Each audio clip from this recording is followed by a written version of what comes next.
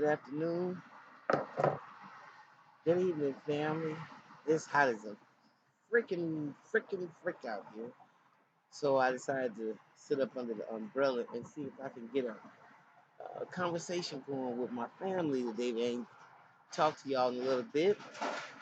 So I wanted to make a couple videos concerning some things that actually that were concerning me over the week.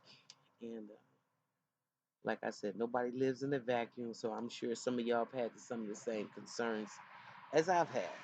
So let's share them, shall we?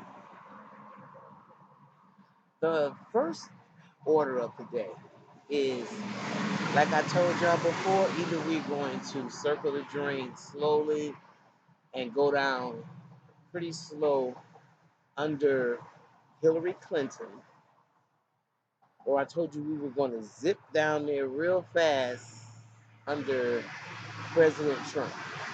And there's a lot of people that just think Trump is really what America needs. And I suffice it to say that I believe that Donald Trump is set in motion actually the demise of America. Um, the goal of the marionette is to get everything and have everybody divided onto himself. And so once you can do that, you basically conquered. You've already conquered a conquered people.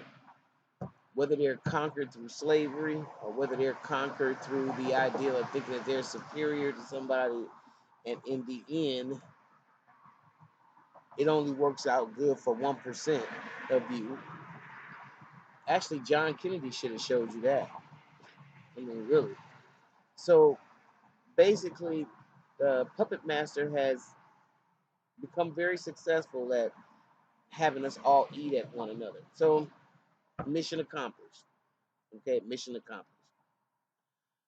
But this Korea and this United States business is really, really out of hand. And I would advise y'all to pay close attention to that because it's narcissism revved up on steroids. You got one of the biggest narcissists um, with the Korean leader. What's his name? Jung. Uh, y'all know who I'm talking about. The one that killed his brother. I can't pronounce his name right now.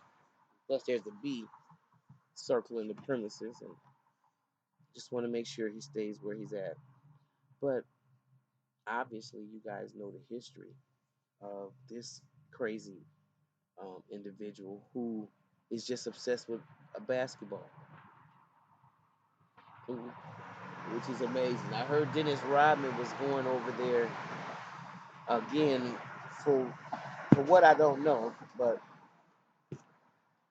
I guess to entertain this narcissist. And he allegedly had his brother killed, and just just a lot of other murders that allegedly he's responsible for his countrymen. So, with that being said, him meeting up with somebody who has basically sold America to the country, to the Russians. America is not America as we know it. Most people are still trying to come to grips with we're not a country anymore. We're a corporation registered in Delaware. So, with that being said, it's just a cesspool. It can't be fixed. It cannot be fixed because it's like, you know how you go to a park and they have an outdoor pool. I mean, I'm sorry, an outdoor toilet, and some of them never get cleaned or anything. They just throw some little uh, what they call them, like enzyme packs down there, supposedly to kill the smell so it won't be so bad. But they can never get down there and clean all that shit out of there, right? So it's a cesspool, and that's basically what America has become. And whenever a country is about to destroy itself, you can't even pick your poison because there's so many problems, and they all start with division. So it's really it's amazing to me because I never thought that a person like, first of all, Donald Trump could be president. But now that he is, um, I'm really seeing the sheets and the scales have actually been cleared from my eyes, and I hope it has from your eyes as well, because we really in for a shit show, you guys. And it is narcissists on steroids. You just better remember that. The Korean leader and Donald Trump are, they don't care. They'll destroy us all. There's a scripture that reminds me of this, and I think who was it? Somebody referred to it. One of the comedians. I can't think of it now, but if you would go to First Kings, and I believe it's sort of like, or like third verse, third chapter, starting around the 16th verse, and it tells of this story of the two women who lived in this house, and they were the only ones in the house. And a couple days after being in the house, they both gave birth. One gave birth one day, the other birth gave birth another day.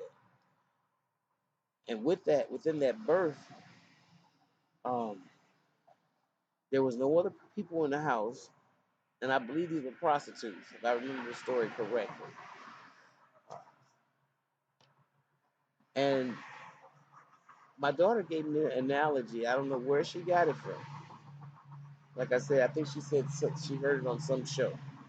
But I had to go back and read the scripture because it was so relevant. And that verse stated how both of the women slept that night with the baby, and one of the harlots rolled over on her baby and killed it, and got up and exchanged the dead baby for the other baby that was suckling at the mother's breast. It's right there. Look at it. I think it's First Kings and it's third chapter and it starts at the 16th verse. And when you read that, um, they had to go before the king for him. So what happened is the lady that lost the baby took the baby, the live baby, and took it to her room, and then took the placed the dead baby with the other woman. So when morning came, the woman woke up. She felt a dead baby, and she assumed her baby had died until she looked at the baby in the face and she says, "This is not my baby." And of course, she went to the room of the other harlot, and the other harlot had a baby that was alive, and she recognized the baby as hers. So let me get through the story. And so what she says to the other woman is, "You got my baby." And the woman said, "No, this is not your baby. This is my baby." So they went before the king, and the king decided, "Okay, I tell you what. Well, let's split the baby in half, and you take one half of the baby, you take the other half. Because both of y'all claiming that this is your baby, that's the only punishment I can think." Well, the mother, rightfully, who gave birth to the baby, said, "Oh no, no, no, no, no, no, no. She can have the baby, even though it was her child. She would rather see her child live, of course, than to be split down the middle." And the other woman who lost the baby, whose baby was dead, said, "No, no, no. Let's cut the baby down in half. Let's settle it once and for all. We'll split the baby down the middle." And the king, right then and there, made the decision. He said, "No, no. Give the baby to the other woman because this must be your child. Because anybody that would want just to split the child down the middle just so they could have their way is insane." And that's how I feel about the Republicans and these people that are whatever they call themselves, whatever label of division that they have on themselves, the Republicans. If they rather split the baby down the middle, mm, just kill it all, than to be fair, than to understand that either we gonna live together. We don't gotta love each other and invite each other to each other's birthday party if we don't want to. But as America, um, if we can't find no common ground, it's all over. Well, here comes the ambulance, so I'm gonna shut up. Actually, the fire truck. So I thought it was an interesting analogy.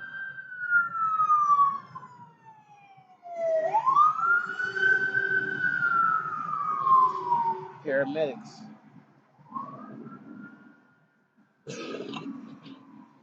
I think it's a very interesting analogy. And the king made the decision because he realized that there are some people that they don't care. It's just forget it. Burn it all down. Oh well. All right, you guys. Like what you hear. Please like, subscribe. See you next time in the mental house.